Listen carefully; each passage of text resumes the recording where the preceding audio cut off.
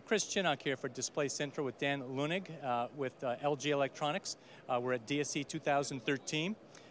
And we're actually going to talk about a little bit of trends in the display industry, the digital signage industry. I was at ISE where we reported on a lot of the new display stuff that you're actually showing here in the booth. So I thought let's talk about some trends instead. Thanks, Chris. I really appreciate you coming over to the booth.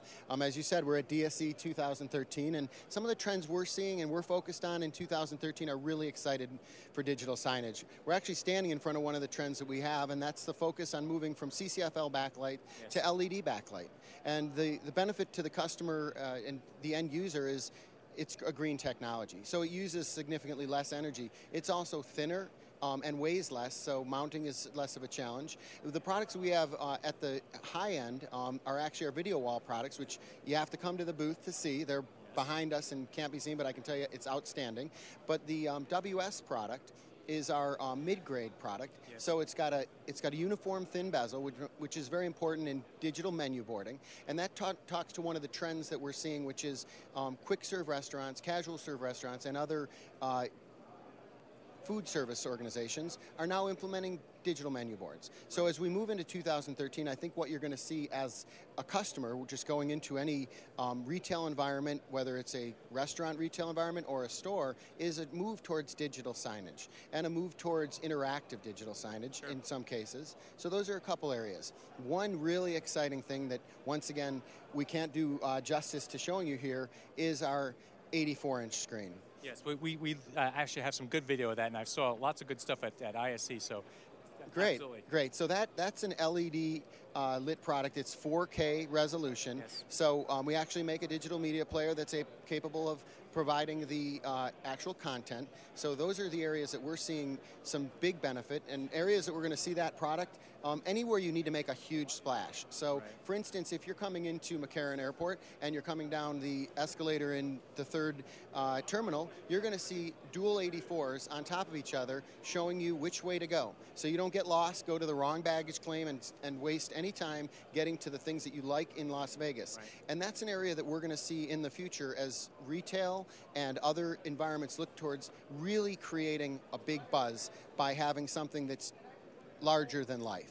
So give me a feel where you are in terms of percentage of product transition from CCFL to LED, and how much of the product line is going to be touch enabled, I think, in 2013. We're making a big push in terms of percentages. I would say that the transition is happening right now. I wouldn't want to give you a solid percentages because we still have some CCFL backlit product that's going out, and some customers like that form factor and will continue to use it, but in certain areas they're pushing towards green, and most companies say, how can I reduce the cost of the installation? When you've got a video wall that's say 3x3, 4x4, or 5x5, energy usage becomes really paramount. So by the end of the first half, we will have made the major transition to the LED backlit from the CCFL backlit, especially for our digital signage products. And that's being driven by not only what the customer wants, but also by the situation happening in most states, which is everybody's looking to go green.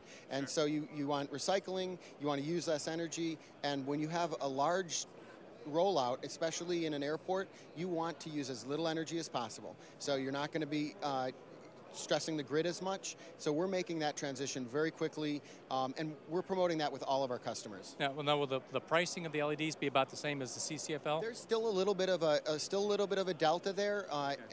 Perhaps in a year or so, maybe. Some others are keeping it at the same price, you know. Yeah, and we may keep it at the same price in certain areas. There's still going to be some delta potentially.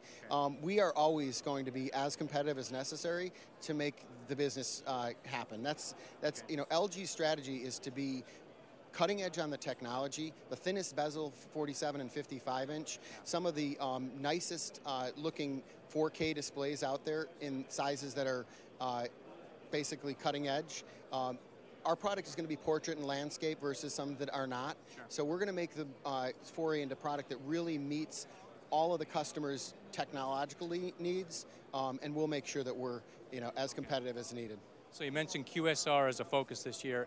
Airport signage is another focus. What are some of the other focuses? Retail is going to be a big focus as stores and especially boutiques, are looking to differentiate themselves. The idea that they're going to put in digital signage. Another area that we're seeing some big potential is in what I would call specialty products. So a stretch screen, or perhaps, and as you'll see here, a really outstanding translucent or transmissive screen that basically you can see through. Yeah. So we're showing a few of those things, and you've been showing, and a lot of people have been showing those for a good year. Yeah, and they've been shown for probably a year. But what happens is you've got a situation where it takes a while for a really new and unique technology to be implemented. Sure. And where that implementation happens is based on the customer need, and then whether it meets an end user requirement. So.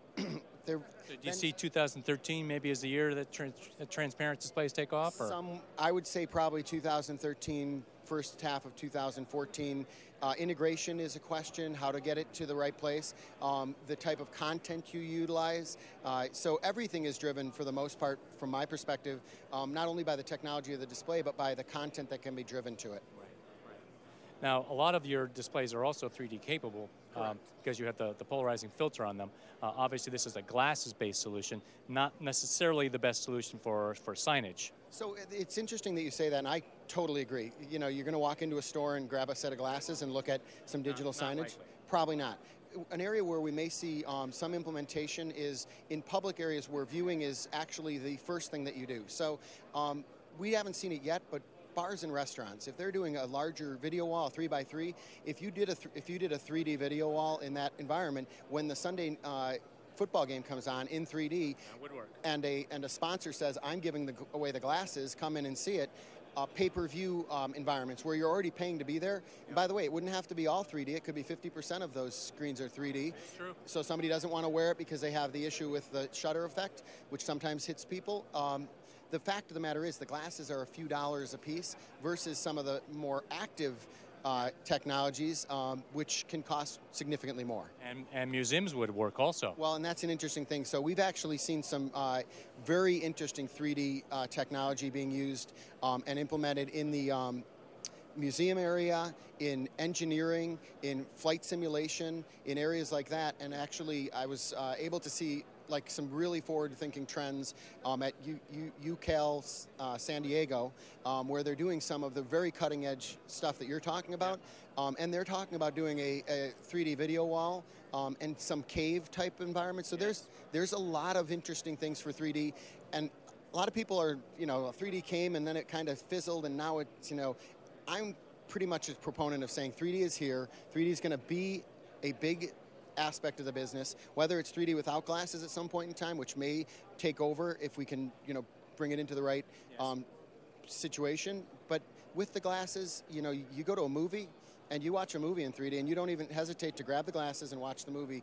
So at some point in time, where the application is right and where the customer meets the need, that 3D will be implemented. And that might be bars and restaurants who are trying to differentiate. Sky that's how they made 3D happen in the UK.